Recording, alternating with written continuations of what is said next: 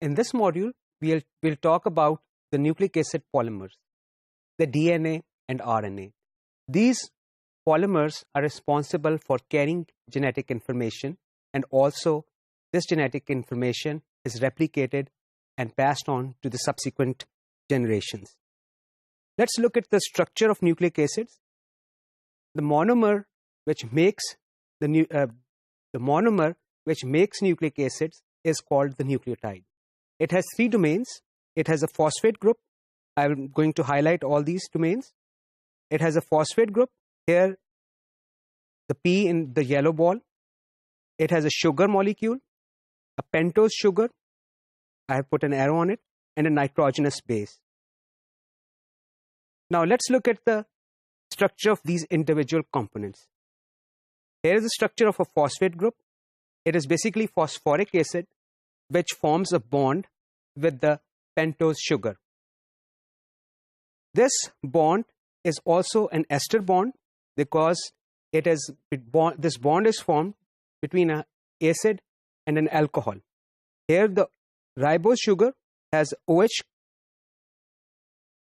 This phosphate group will form a bond with this hydroxyl group, this carbon carrying the hydroxyl group, and this is a ester bond. Nucleic acids have 2 types of sugars, pentose sugars, ribose and deoxyribose. The difference here is the hydroxyl group present on the carbon atom number 2. Ribose has that hydroxyl group, whereas deoxyribose does not have this hydroxyl group here. Now let's look at the structure of nitrogenous bases. These nitrogenous bases, I'm going to bring that slide up, these nitrogenous bases are cyclic compounds. Here we go.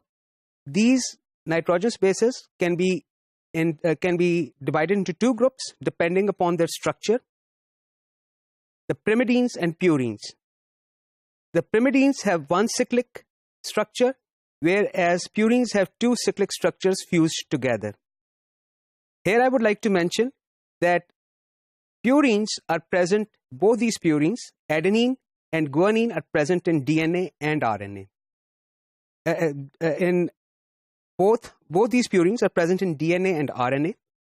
However, in pyrimidines, the thymine is not present in RNA, whereas it is present in DNA. In RNA, in place of thymine, we have uracil.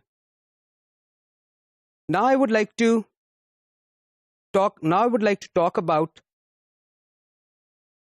the pentose sugar, because it plays a very important role in the chemistry of the nucleic acids.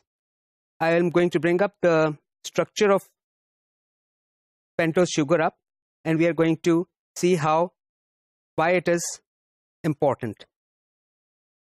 Here's the pentose sugar, the ribose. The ribose sugar is the carbon atoms in this ribose are numbered 1, 2, 3, 4, and 5.